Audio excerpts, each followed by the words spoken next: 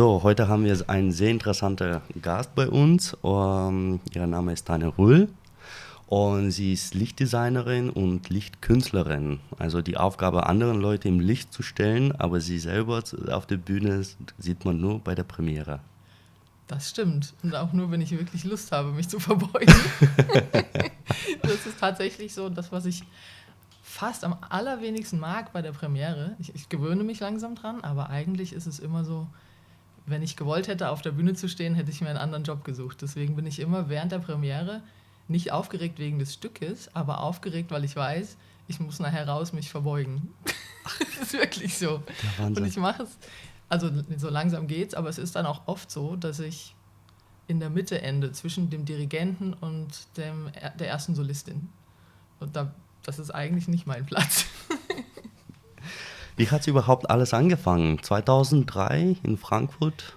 in der Oper? 2003, also eigentlich schon 1999, mit einer Ausbildung zur Fachkraft für Veranstaltungstechnik bei den städtischen Bühnen damals, in der Oper eigentlich. Und in dieser ersten Woche meiner Ausbildung, ich war bei der Tonabteilung, hatte die Tonabteilung in der Oper nicht so viel zu tun. Und dann haben sie gesagt, geh doch mal ins Bockenheimer Depot, da ist das Ballett Frankfurt damals noch, die arbeiten an einer neuen Produktion. Und ich war da und habe die Proben mir angeschaut und am Ende des Tages habe ich gedacht, die sind alle total verrückt. Aber ich lieb's. Ja, und das war dann auch das erste Stück, was ich gesehen habe von Forsyth. Ich hatte keine Ahnung, wer er war und habe dieses Stück geschaut. Das war Endless House. Der erste Teil war in der Oper und dann beim zweiten Teil mussten die Leute alle rüber ins Bockenheimer Depot. Und ich hatte eine Schulfreundin dabei und die hat zu mir gesagt, tu mir einen Gefallen, nimm mich nie wieder mit. Und ich habe gesagt, ich weiß nicht, wie es ist, wenn man Drogen nimmt, aber das, was ich gerade gesehen habe, so musste es dann aussehen. Und Wahnsinn. das war, ja, und dann, seitdem war ich irgendwie so dem Tanz verfallen. Ja, Also Liebe aus dem ersten Blick. total, ja. Keine Ahnung, kein Background in Tanz, kein Background in Theater und durch diese Ausbildung so reingerutscht. Ich wusste immer, ich wollte was im Hintergrund machen und habe dann so ein Jahr Ton, ein Jahr Beleuchtung, ein Jahr Bühne und bin dann nach Ende der Ausbildung zum Ballett Frankfurt gewechselt. Habe da gearbeitet als Assistentin, hauptsächlich vom damaligen Beleuchtungsmeister. Und dann wurde ja dann das Ballett Frankfurt 2004, war es, glaube ich, geschlossen. So. Und Bill hat seine eigene Company gegründet und hat gesagt, wenn du mitkommst, bezahle ich dir den Meister, den ich dann auch gemacht habe und war dann Beleuchtungsmeisterin bei der Forsyth Company seit 2005. Toll. Ja. Und habe dann aber auch schon angefangen, außerhalb der Company zu designen. Und wir hatten eine Produktion 2007 in Zürich mit Bill und er hatte keine Zeit, sich ums Licht zu kümmern, weil bis dato war er immer so Licht, Kostüme, Bühne, war alles seins. Und da sagt er dann so ungefähr zu mir, ich weiß, dass du es außerhalb der Company machst, du kannst es jetzt auch mal für mich machen. Und seit 2007 habe ich dann auch angefangen. Erst noch in Zusammenarbeit mit meinem damaligen Kollegen, aber ja, seitdem habe ich das Licht gemacht für Bill und mache es heute auch immer noch. Und seit 2014 bin ich komplett selbstständig. Also nächstes Jahr werden es dann 10 Jahre, die ich mich gehalten habe. Und und bin auch ein Jahr früher schon aus der Forsyth Company raus. Also Bill selbst ist 2015 gegangen und ich dann 2014 schon. Und ja, und jetzt arbeite ich mit jedem und jeder, die oder der Lust hat, mit mir zu arbeiten. Aber viel für Tanz. Hauptsächlich, ja, eigentlich fast nur Tanz. Ich hatte so ein paar Ausflüge ins Schauspiel, einmal eine Shakespeare-Produktion, aber es war mir zu anstrengend. Das war zu viel Gerede. Und weniger Bewegung. Genau. Das und Burlesque, aber das ist eigentlich auch so im weitesten Sinne noch Tanz. Ich habe 2, 3 Burlesque-Shows designt in der Schweiz. Das hat auch sehr viel Spaß gemacht, weil da kannst du all das benutzen, was du so im zeitgenössischen Tanz nicht benutzt. Also Glitter und Farben und Gobos. Und das war so Kid in the Candy Store. So das und das und das. Und und ansonsten ist es wirklich, ja, ich glaube, mein Herz gehört dem Tanz. Den Tanz. Ja. Aber wie kann man sich so eine Arbeit vorstellen? Weil ich glaube, das ist viel Vorstellungskraft, oder? Zuerst. Und wann werden die Sachen umgesetzt im Theater? Weil erst findet alles in deinem Kopf statt, oder? Genau. Ich komme immer recht spät erst in diesen Produktionsprozess mit rein. Ich viel reden mit dem Choreograf oder der Choreografin. Dann entstehen die ersten Ideen. Dann musst du natürlich auch immer schauen, was kann das Theater oder was hat das Theater, mit dem du arbeiten kannst. Dann gibt es mal einen Probenbesuch, aber wirklich die eigentliche Arbeit, wie du schon sagtest, ist erst im Kopf und dann wirklich auf der Bühne. Also ich bin auch so jemand, ich kann das wirklich erst umsetzen, wenn ich dann da bin in diesem Raum. Es gibt, glaube ich, viele Kollegen von mir, die machen das dann so mit Augmented Reality und what you see is what you get und dann schon so im Computer die Scheinwerfer mal vorpositionieren und das ist nicht so mein Ding. Ich muss das wirklich so sehen und live erleben auch und dann ist es so ein organischer Prozess, der dann irgendwie zusammenkommt. Aber wie gesagt, relativ spät. Also die Proben sind schon Wochen vorher und dann so die letzten 2-3 Wochen kommt dann das Licht mit auf den Plan. Die erste Beleuchtungsprobe ist auch ohne Tanz. Genau. Ja. Es ist auch schwierig. Erstmal so random die Leute hinstellen und mit ungefähr einer Kostümidee oder so. Genau, ja. Und dann bist du bei der Premiere da und dann siehst du dein Stück nochmal?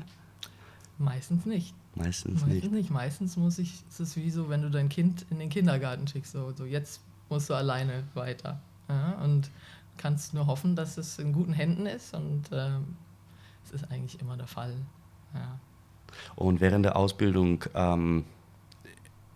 ich kenne das auch vom Theater, erstmal fängt als Bühnentechniker und dann ist es so immer dieses Gespräch, wann ist ein Licht Künstler oder nicht. Und dann den Titel Künstler, Künstlerin zu sein. Hattest du die Unterstützung von deiner Familie bekommen? Nicht so wirklich. Ich glaube, die waren froh, dass ich nach der Schule überhaupt was gemacht habe. Jetzt mal so.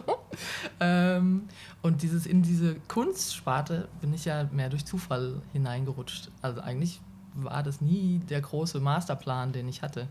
Und hier in Deutschland hast du ja auch keinen wirklichen Studiengang, Lichtdesign für Theater. Da gibt es in Amerika gibt's sehr viele oder in England gibt es diese Ausbildung wirklich.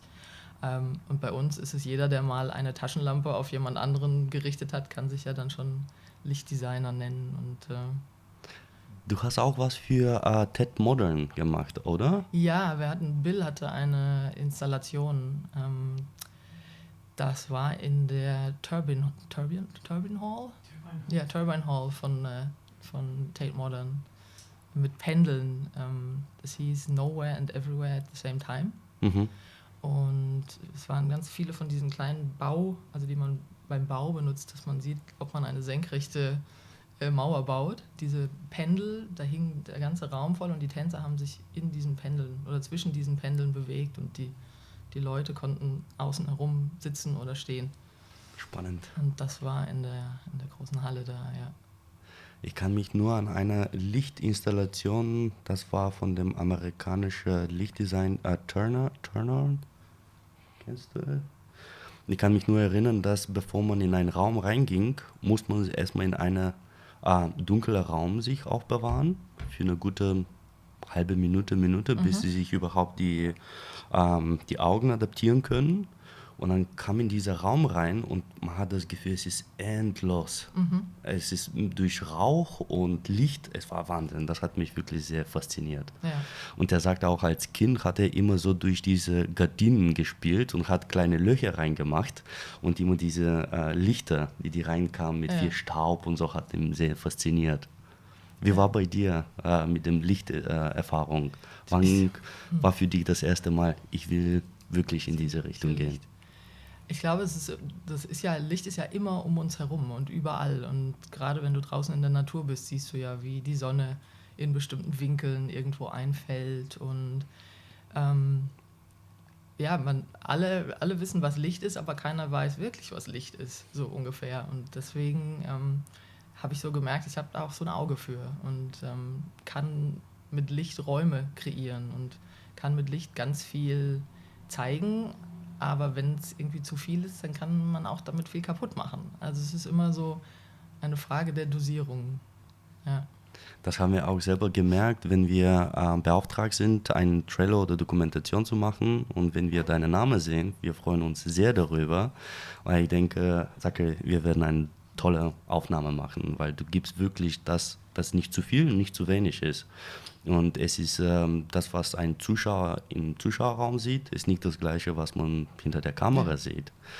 Und aber jetzt, viele Sachen entwickeln sich. Ich glaube, ab jetzt wird sich nur die Technik weiterentwickeln.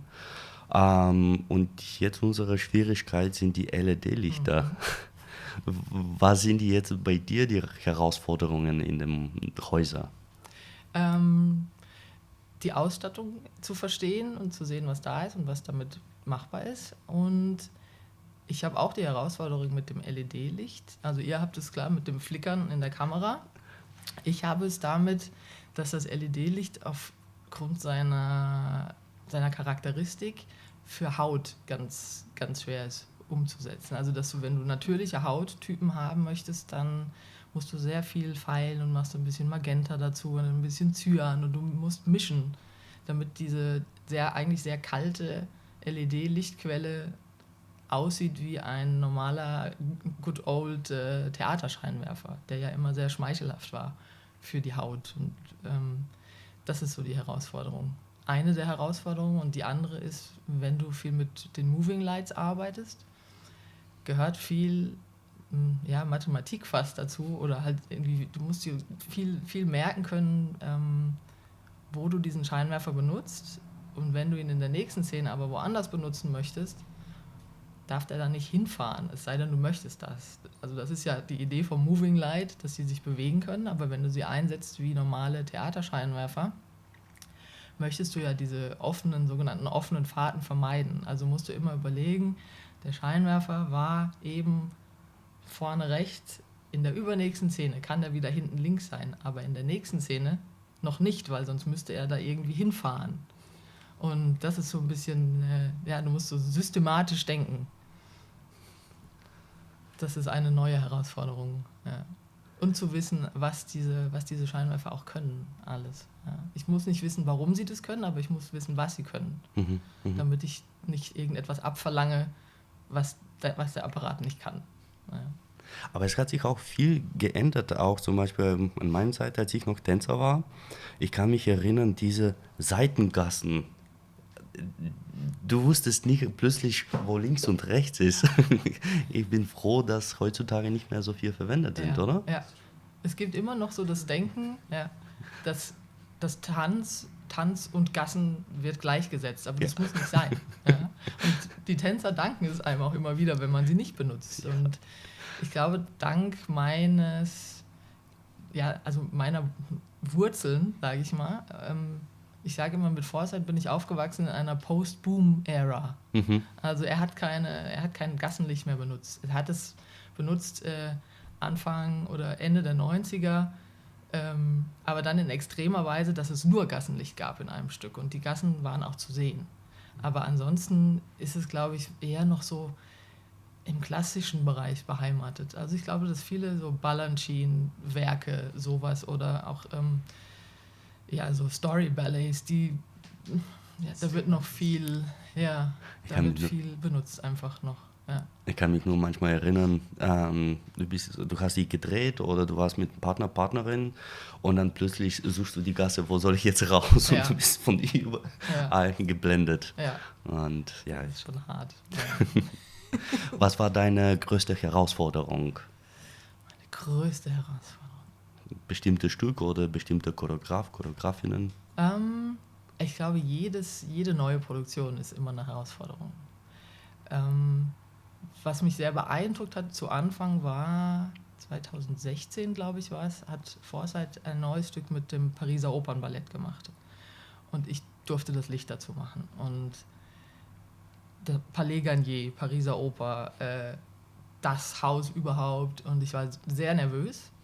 Aber sobald ich auf der Bühne stand, dachte ich so, du bist zu Hause. Ist auch nur eine Bühne. Ja? Ist ein bisschen größer. Da oben ist ein riesiges Chagall-Gemälde, auch schön, aber sehr dezent. Genau. Das ist auch nur eine Bühne. Und wenn du weißt, wie du auf einer kleinen Bühne arbeitest, weißt du auch, wie du auf einer großen Bühne arbeitest. Ich glaube, das sind so, wie gesagt, immer jedes Stück ist eine neue Herausforderung und das macht es ja spannend. Und wann ist wirklich das Endprodukt fertig? Weil ich weiß immer noch, dass es immer Lichtkorrekturen gibt und manchmal selbst nach der Generalprobe, oder? Gibt es auch noch, ja. Also eigentlich sollte es dann mit der Premiere fertig sein, aber man kann auch, wenn man weiterhin dabei ist, kann man auch danach immer noch ein bisschen feilen. Aber jetzt nicht in extremer Weise. Aber so kleine Korrekturen hier und da, das geht, glaube ich, immer. Aber normalerweise ist die Premiere der Punkt, wo wir sagen, jetzt lassen wir los und jetzt, so sieht es jetzt aus. Und wo sind die kreativere Arbeiten? Im größeren Häuser oder im kleinen Haus? Auch zum Beispiel im Studio oder große Bühne? Ich glaube, in einem kleinen Haus musst du fast mehr leisten können, weil vielleicht die Ausstattung auch nicht ganz so gut ist wie in einem großen Haus. Und du musst aus so einem kleinen Raum mehr zaubern als der große Theaterraum, der an sich schon ja, so eine gewisse Ausstrahlung hat. Also deswegen ist fast so eine kleine Bühne mit weniger. Also du musst aus wenig viel machen können. Die Kunst. Die Kunst, Die genau. Kunst. Und deine unvergessliche Zusammenarbeit mit jemandem oder ein Stück, wo du sagst, oh, das war eine tolle Erfahrung oder das würde ich nochmal. This is a question from Ja, someone from aus Instagram. Und liebe Grüße von Takako. Danke. Die unvergesslichste Zusammenarbeit. Ich glaube, auch da muss ich wieder sagen, es ist immer so, wenn du in einem Prozess bist, dann ist das gerade das Wichtigste und Tollste, was du gerade machst. Ich muss jetzt aktuell sagen, ich vermisse es, mit Tanz Mainz zu arbeiten, aktuell. Und genauso war es aber auch toll, damals beim Hessischen Staatsballett einen Nussknacker zu machen, zum Beispiel, dass ich endlich auch mal irgendwie Stücke machen kann mit 3 Akten. Und das ist alles immer sehr individuell und alles wieder, alles für sich ganz besonders. Und da ist es egal, ob das irgendwie eine Premiere in der Mailänder Scala ist oder in einem ganz, ganz kleinen Theater in München. Also das spielt keine Rolle in dem Fall. Ja, es ist immer so dieser Spirit, der dann kommt, wenn du mit den richtigen Leuten zusammenarbeitest und wenn du merkst, wir ziehen alle an einem Strang und wir möchten alle, dass dann die Premiere gut wird und dann ist jede Produktion für sich besonders. Ich bewundere auch deine Arbeit und einfach so schnell umzusetzen, diese Wünsche von einem Choreografen, wo für Tänzer, es ist kaum zu verstehen, was wollen die denn eigentlich da? Und dann durch einen kleinen Walkie-Talkie oder sowas sagt man, okay, da 206 mehr das oder da brauchen wir das und das und in Sekunden werden das einen ganz anderen Raum kreieren. Und für mich als Tänzer, das waren die spannendsten Zeiten auf der Bühne, wenn man noch halb Requisite da sind, Bühnenbild, Licht kommt noch dazu und das waren die spannendsten Momente. Ja. Die gemeinsame Arbeiten auch mit anderen Abteilungen, weil plötzlich 6 Wochen, was du gearbeitet hast, dann kennst du auch die anderen Menschen, die damit auch in dem Team arbeiten. Das fand ich immer faszinierend. Ja. Es ist immer schön, wenn du siehst, wie so alle Layer zusammenkommen. Also so gehe ich auch immer an meine Arbeit ran. Für mich ist es, ich gebe einen weiteren Layer zu etwas hinzu, was schon existiert. Also die Choreografie existiert, Kostüme und Bühne existieren und dann die Musik existiert. Jetzt komme ich noch und lege meine Kunst noch mit dazu. Und diese Sache mit diese Sprache, die ich habe, das ist halt die Sprache, die ihr als Tänzer auf der Bühne vielleicht nicht versteht. Umgekehrt würde ich nicht verstehen, wenn der Choreograf zu mir sagt, mach mal hier 2 Jetés, dann ein pas de bourrée, dann das. Da würde ich am Ende seines Satzes schon wieder vergessen haben, was er als erstes wollte. Das habe ich auch selber nicht verstanden als Tänzer. Ich so, sag, was meint der? Was will er von mir? Und das ist dann halt, genau, das ist so diese Sprache, Kunst in Technik zu übersetzen. Ja, dass man sagt, mach mal die 451 plus 10% Magenta und die 739 nur auf 8%, mach den Edge anders, den Zoom größer und das sind halt so, ja, das ist unsere geheime Sprache, die Magie dann irgendwie herstellt. Ja. Und wie ist die Zusammenarbeit, wenn Licht und eine Projektion auf der Bühne gleichzeitig ist?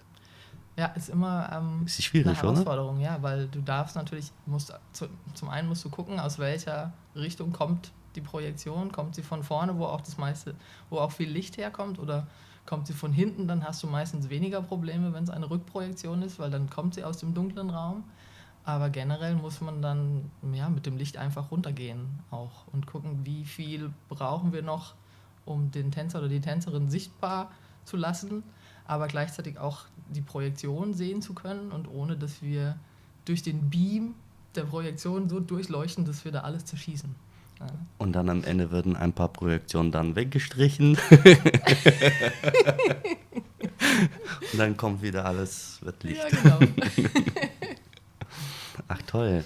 Und was sind du hattest jetzt letzte Woche eine Premiere gehabt, die gut über die Bühne gelaufen ist. Und was werden jetzt die nächsten Projekte? Mein nächstes Projekt, so ein kleines Schmankerl vor Weihnachten, was ich halt auch noch mache, ist, Foresight verkauft seine Lizenzen für die Stücke, die er früher gemacht hat. Die werden ja dann überall in allen Kompanien auf der Welt getanzt. Und da gehe ich nach Wien für 4 Tage.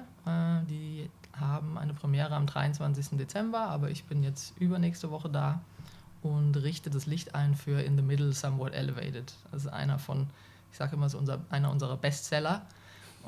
Das Schöne ist, es ist nur eine Lichtstimmung. Und ich weiß schon, jetzt Wien hat nicht den Himmel voller Geigen, aber den Himmel voller Scheinwerfer. Und das wird, glaube ich, ein schönes, entspanntes Arbeiten, diese eine Lichtstimmung einzurichten. Und danach geht es erstmal in die Weihnachtspause. Und dann fange ich an im Januar mit Liliana Barros wieder. Toll. In Hannover für einen gemischten Abend. Gemischtes Abend. Genau, und sie macht einen Teil davon. Eine sehr komische Frage. Was war dein Traum als Kind? Was war mein Traum als Kind? Also auf jeden Fall hatte ich keine Ahnung, dass ich mal da enden würde, wo ich jetzt bin. Das war auf keinesfalls mein Traum, aber jetzt ist es dann halt irgendwie einer geworden. Wann hast du das realisiert, dass wirklich dein Beruf ist? Oder Künstlerberuf, kann man sagen? Beruf Künstler? Ja, schon, ja. Oder? Ja. Ist ja gut, wenn man damit auch Geld verdient. Das stimmt. Macht vieles leichter im Leben, glaube ich.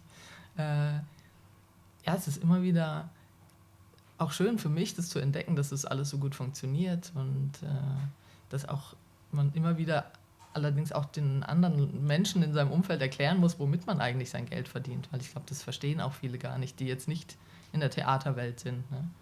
Die wissen gar nicht, dass es da Leute gibt, die sich um nichts anderes kümmern als das Licht. Ja, da ist so dieses Gesamtkonzept da, aber wie das zustande kommt, das was hinter der Bühne ist. Ne? Genau, ja. Und natürlich, dadurch, dass ich mit Foresight arbeite, habe ich vielleicht auch eine gewisse Bekanntheit oder habe das große Glück, viel machen zu können. Aber wenn ich jetzt rausgehe aus der Tanzbubble, dann denken die Leute auch so, okay, wer bist du, was machst du? So, ja. Aber ich glaube auch Leute, die deine Arbeit gesehen haben, wissen auch, dass du gutes Qualität lieferst. Danke. es ist wirklich so. Wir haben uns mit Zachary auch unterhalten und seitdem wir jetzt Data Production gegründet haben, mehr und mehr Leute fragen uns, ja, womit filmt ihr, was für Kamera, was für Objektive. Und ich gesagt, du musst die beste Kamera haben, aber wenn du nicht genügend Licht hast, dann bist du raus. Und das ist die auch Herausforderung, wenn wir neue Technik kaufen und die fragen, ja, was macht ihr denn, was filmt ihr? Da habe ich gesagt, ja, wir filmen Tanz. Und meistens, es ist sehr im Dunkeln. Wir haben gesagt, naja, ihr seid raus. Ja, aber ohne Licht kann man nichts sehen. Ja. Und es ist fasziniert, auch durch die Kamera. Es gibt früher auch diese Scheinwerfer, wo du denkst, wie kann ich denn jetzt aufnehmen? Die Solisten sind entweder überblendet und die Gruppe da hinten ist total im Dunkeln. Und aber ja, bei deinen Stücken, man sieht, es ist einfach ein Vergnügen zu filmen. Manchmal enden wir da mit so viel Material und denken, es ist alles verwendbar, es ist alles verwendbar. Das freut mich zu hören. Ich glaube, das ist unsere 5 Minutes Call. That's a 5-minute call, 5 Minutes Call. Dann machen wir kurze Pause. Do you know Und dann what's the famous quote from some photographer that photography is only about capturing light? Yeah. Do you know this one? But And this applies here. yeah, and also photography, it means painting with light. If you don't have enough light. Yeah. It's Yep. all about light everywhere. Ja. Okay, wir machen kurze Pause und Ja. dann gehen wir die letzte Fragenrunde. Wunderbar. Gut. Gut. Okay. Busy all the way up until Christmas. Yeah, it's now, I mean, I had those 3 premieres in 6 weeks. Das war ein bisschen viel. Marathon. Marathon, ja. Es war Sacre, dann war es ein Stück in München, Löwenherz für Jugendliche und dann jetzt hier Trailerpark. Also das waren echt so bam, bam, bam, so Premieren-Output. Adrenalin und dann. Ja, ja. Und was machst du in deiner Freizeit? Was liest du zurzeit? Was hörst du? Ja. Was guckst du? In meiner Freizeit. Wir haben einen 4-jährigen Sohn zu Hause. Also ich lese viele Kinderbücher mit ihm. Und wir haben einen Garten. Das ist so meine neue Leidenschaft. Wo jetzt auch im Winter noch ein bisschen was zu machen ist. Hauptsache irgendwie draußen sein. Ich glaube, draußen sein ist für mich wichtig, weil unser Beruf natürlich mit sich bringt, dass wir viel im Dunkeln sind einfach. Ich sitze sehr viel im Dunkeln und starre ins Licht. So. Ja. Aber jetzt wo diese 3 Premieren irgendwie raus sind, jetzt habe ich auch wieder ein bisschen mehr Zeit und lese, habe gerade angefangen, ein Buch zu lesen, das ist ein deutsches Buch, hat einen langen Titel, über den Anstand in schwierigen Zeiten und die Frage, wie wir damit umgehen. Finde ich sehr aktuell gerade. Also, und da habe ich jetzt immer angefangen. aktuell, oder? Ja. Das und gucken, wenn ich nicht einschlafe auf der Couch, dann ist es Succession. That's my favorite as well. Aber es ist so, also du musst aufpassen, ne? Ich brauche, glaube ich, irgendwie 2 Tage für eine Folge, weil entweder schlafe ich ein oder es ist halt, du musst so dabei bleiben einfach, das ist sehr komplex. Ja, das und was ich noch, wenn ich Freizeit habe und ich passe eigentlich immer auf, dass so diese Work-Life-Balance auch stimmt, mache ich sogar noch nebenbei, arbeite ich bei uns in der Grundschule als Vertretungslehrerin. Ach toll. Also es gibt in Hessen dieses Projekt Verlässliche Schule. Das heißt, wenn keine Lehrkräfte mehr zur Verfügung stehen, weil alle krank sind oder eigene Klassen haben, dann werde ich angerufen von der Schule und die fragen mich, ob ich Zeit habe, ein paar Stunden zu kommen, um dann, also Unterricht ist es nicht, ich darf kein neues Material vermitteln, aber ich darf mit den Kindern irgendwie wiederholen, zeichnen, wir gehen raus, ja, ein bisschen. Das ist ja toll, weil auch überall wird jetzt gekürzt und Ja. Dann dachte ich, mache ich noch was ein bisschen, was auch der Gesellschaft noch ein bisschen hilft. Weil es ist eine Paradox, was die Wahlplakate versprechen, alles für die neue Generation und für die Kinder und von wo wird gespart? Gerade da. Ja. Und von Kunst, Bildung und Kultur. Bildung und Kultur, ja. Und Musik? Musik? Ich bin ein großer Fan von Lady Gaga, muss ich sagen. It's so simple. It's so good. Ja. And your little monster. And My Little Monster. Ja, wir haben tatsächlich, Lady Gaga war ja letztes Jahr auf Tour und hat ihre Welttour oder ihren Chromatica Ball in Düsseldorf eröffnet. Und wir sind mit unserem kleinen Sohn dahin gefahren. Der war 3 Jahre alt oder noch nicht mal. Ja doch, er war 3 und hatte so die großen Gehörschutz auf und seinen Schnuller im Mund und hat aber so und super. Gefeiert. Ja, hat gefeiert. Von der ersten bis zur letzten. Wäre dein Traum, mit dir zu arbeiten? Ja, schon. Aber die hat gute Leute. Also Lady Gaga, wenn du uns Wenn siehst. du das hörst, Ja. call me. Ja. Ach toll. Ja, doch, das mag ich. Und ansonsten so, ja, das Singer-Songwriter, was man halt so gerade gerne hört. Und hättest du Fragen an uns? Mal ganz entspannt. Habe ich Fragen an euch? Wo seid ihr denn nicht unterwegs? Ihr seid überall, oder? Ja, ganz Deutschland braucht Dida Productions. Wo sind wir nicht? Gute Frage. Zachary? Ja. Me too. A lot more has been put online lately, so maybe it looks like we're trying to find this balance of showing our work and also trying to, also attract more work and attention because, as freelancers, it's tough to make a living. You need contacts and you need It's all about network. contacts. Ja. Ja. Es ist auch, dass die neuen Sachen nicht reale Welt wie Plattformen wie Instagram, YouTube und du kannst ein Image kreieren. Ob das wirklich mit der Realität zu tun hat, ist eine ganz anderes. Und wir haben uns auch überlegt jetzt mit Zachary und denken, okay, 10 Jahre, wir sind auch fast 10 Jahre Freischaffende. Und wir haben gesagt, okay, lass uns mal machen ein Reel für wie kann man Geld gewinnen in 2024 als Fotograf und Filmemacher. Wenn ihr wisst, bitte sagt uns Bescheid. Weil durch Corona-Zeit die Leute sind sehr verwöhnt worden durch das digitale Einfluss. Und Theater- und Kulturbranche ist immer eine der letzten Nischen, die überhaupt zu solchen Möglichkeiten kommen. Weil das ist alles mit Technik. Technik ist Geld, Geld und Zeit. Und früher hat man zum Beispiel einen Tanzfilm während Corona für 4 Wochen zusammengebastelt und gedreht und alles drum und dran. Und heutzutage, du hast eine Generalprobe oder bei der Premiere.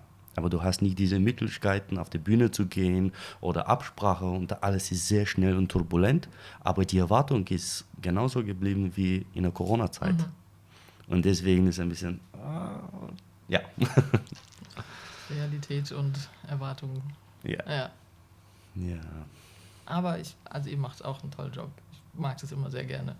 Wenn ich weiß, dass ihr irgendwo seid und ein Stück filmt, dann mache ich mir keine Sorgen, dass da was Gutes bei rauskommt. Vielen, vielen, vielen lieben Dank. Okay, Dankeschön. gerne. Und eine letzte. Wem wünschst du dir hier bei uns als Gast zu sein? Da kannst du da nominieren. Also Lady Gaga? Mal überlegen, wen wir hier so haben, den ihr nicht einfliegen lassen müsst aus L.A. Also die Kosten werden wir nicht übernehmen. Kelly's also busy right now. Es werden keine Reisekosten übernommen, Leute, überlegt euch. Vielleicht solltet ihr Yannis Mandafounis einladen als neuen Chef von der Dresden-Frankfurt Dance Company.